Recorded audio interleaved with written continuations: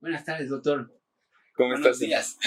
Buenos días. ¿Cómo está? Bien, gracias, Ari. Muy emocionado de saludarte. Yo tenía tiempo de no verte y es un placer tenerte por acá. Le quisiera preguntar, doctor, sobre el estudio que acaban de publicar. Sí. Se publicó finalmente hace poco. Sí, hace poco. ¿Me podría dar un pequeño resumen así del estudio? Sí, claro. Sí, Ari, mira, tenemos un tiempo estudiando pacientes con déficit de atención y otros trastornos de neurodesarrollo, pero TDA obviamente siempre ha sido nuestro interés, tenemos un interés muy particular porque pues es el trastorno del desarrollo que más diagnosticamos. Entonces, siempre viene esta búsqueda de poder tener algún tipo de marcador o biomarcador que nos apoye un poquito en la toma de decisiones en el niño con déficit de atención, entendiendo que el diagnóstico pues es meramente clínico.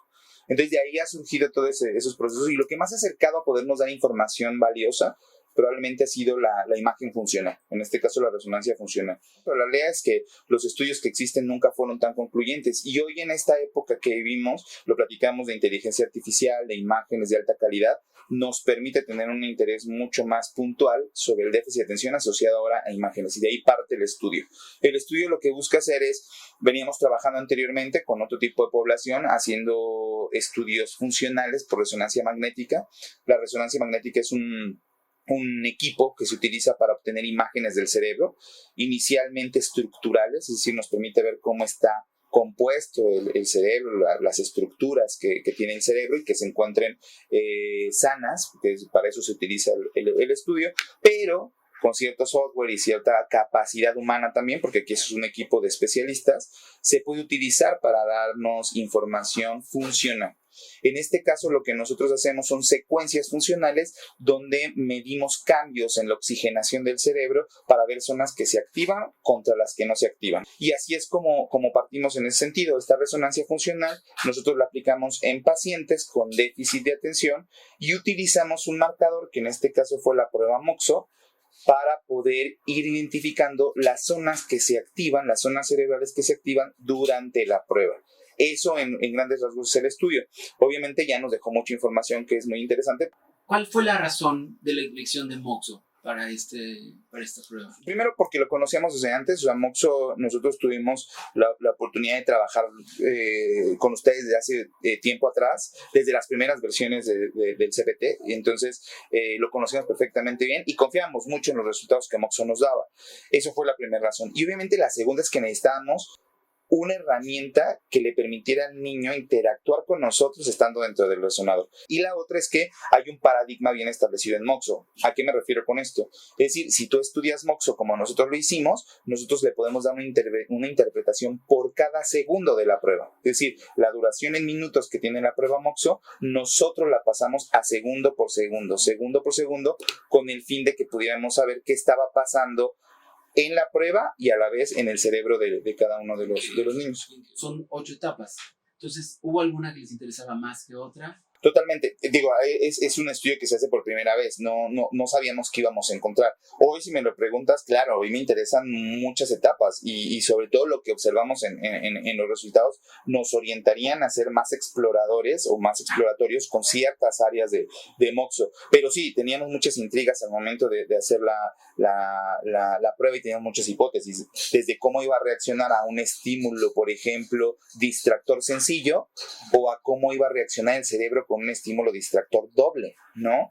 Esos eran nuestros primeros cuestionamientos. Pero definitivamente las áreas que más nos interesaban es qué iba a pasar con los distractores, que esas eran nuestras áreas de activación más importantes y queríamos saber qué iba a pasar, sobre todo cuando empezábamos a combinar distractores visuales con auditivos dentro de la prueba y qué fue lo que más nos arrojó resultados. Claro. ¿Cuáles dirías que son las principales conclusiones del estudio? Bueno, el estudio concluye cosas súper interesantes. Primero, confirma lo que muchos estudios nos venían comentando anteriormente. Nosotros, dentro del manejo de déficit de atención, todos los especialistas que nos dedicamos a la salud mental, y no hablo solamente del área médica, sino todos los que intervenimos en el manejo de los pacientes con déficit de atención, muchas veces desarrollamos dentro de nuestra preparación una idea donde pensamos que el déficit de atención es un exceso de energía del cerebro y es una situación donde el TDA es una actividad descontrolada del cerebro y entonces pensamos que los niños tienen muchísima energía y demás y que eso es lo que ocasiona el déficit de atención.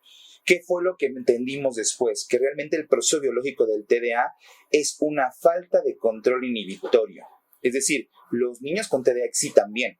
Hay que recordar que en el cerebro, en la parte biológica, tenemos sustancias que excitan, que son excitatorias del sistema nervioso central, y otras sustancias que son inhibitorias del sistema nervioso central. Y circuitos, ahora, que son excitatorios e inhibitorios.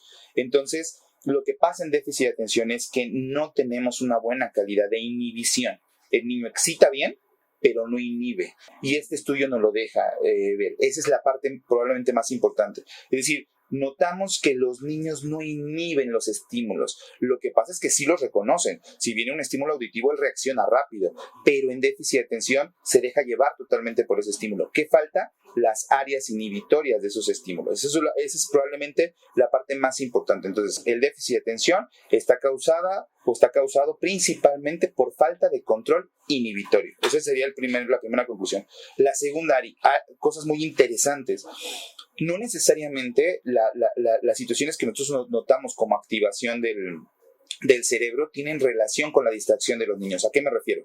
Notamos pacientes que cuando tenían un doble distractor, por ejemplo, un distractor auditivo con un distractor visual, a veces las áreas que notábamos que encendían en la resonancia magnética eran áreas que concordaban con situaciones de atención. Es decir, probablemente esta teoría que anteriormente se escuchaba, donde decían, es que yo para concentrarme a veces tengo que escuchar música, o a veces tengo que tener por ahí algún estímulo que me esté interviniendo cuando yo estoy enfocándome, no está tan alejada, lo vimos. Algunos pacientes puntualmente, cuando llegaban los dos estímulos, extrañamente concentraban mejor.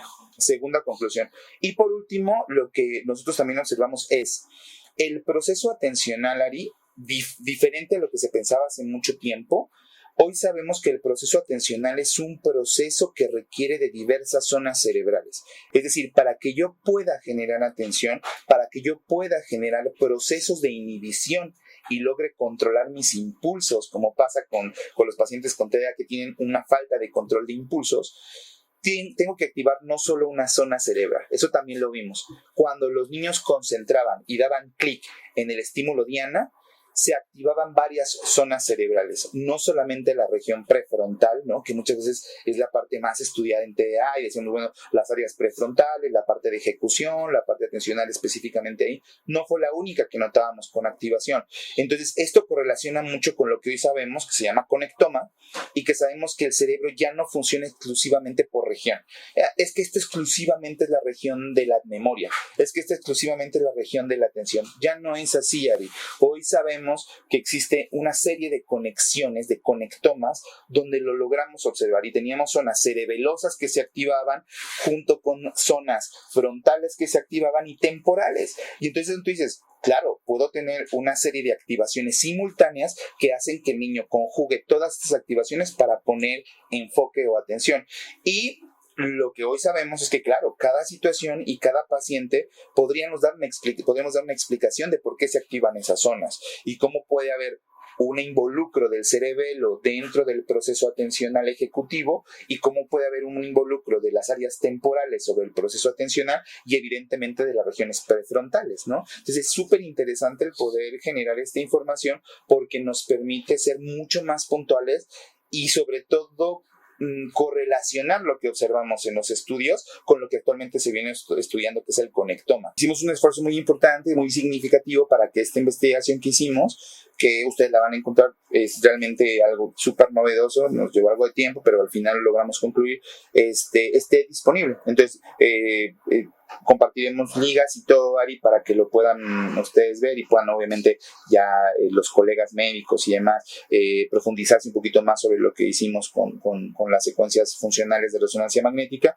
y MOXO, pero es también totalmente libre acceso. Buscamos que fueran open access, y entonces se tiene totalmente disponible para descargas el artículo y lo puedan ustedes checar.